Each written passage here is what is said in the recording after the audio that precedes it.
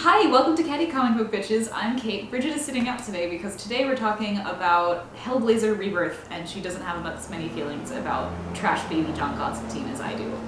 I have a lot of feelings about Trash Baby John Constantine and the fact that he's a trash baby.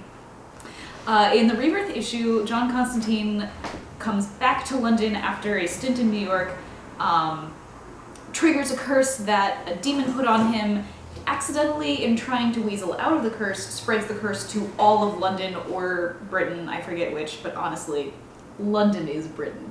And John runs out the clock, and then suddenly his psychic friend comes by and saves the day by saying, oh yeah, by the way, this is the demon's name, and Constantine banishes that demon straight to hell.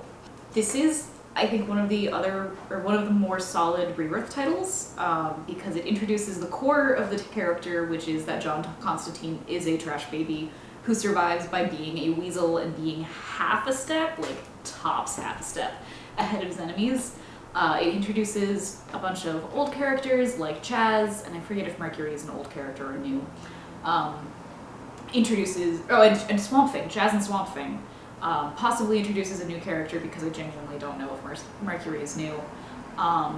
Sets up stuff for future issues and also reminds us that John Constantine is now in DC's world. So I think it's just really solid, where there's been other Rebirth titles that are just abysmally awkward.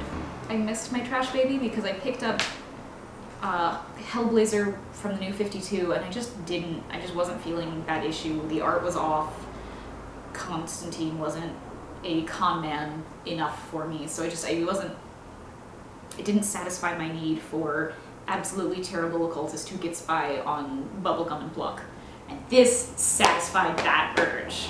Mercury is a blessing unto us all. She is such a good character, and she was communicated very well. We learn everything we need to learn about Mercury in the 15-20 panels where she shows up, which is just a-okay.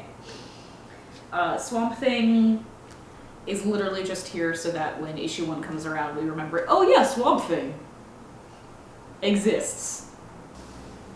I'm 50-50 on whether or not Wonder Woman and Shazam were good to be in the comic, because yeah, it establishes that that Hellblazer is now in the DC universe, but I just don't think that Constantine works as well in the DC universe as he does in his own.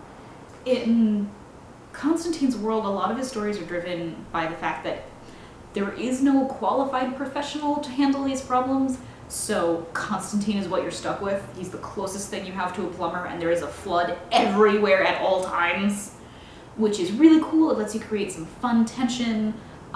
It forces Constantine to be creative with his solutions because he's just ill-equipped for everything that he comes up against. And that really works for a horror comic and for making a trash baby. If he's in the same world as Wonder Woman and the Justice League and everything else, though, some of that tension falls apart because, oh no, there's a demon that's trying to kill all of London. How are we going to solve the problem? Well, Wonder Woman in many versions in many versions of Themyscira, it is a prison for demons and shit, so Wonder Woman could just come by, pick up the demon, put him inside a box, and forget about him. Zatanna exists, and that's what, magical heroes. Who are the other magical heroes in DC?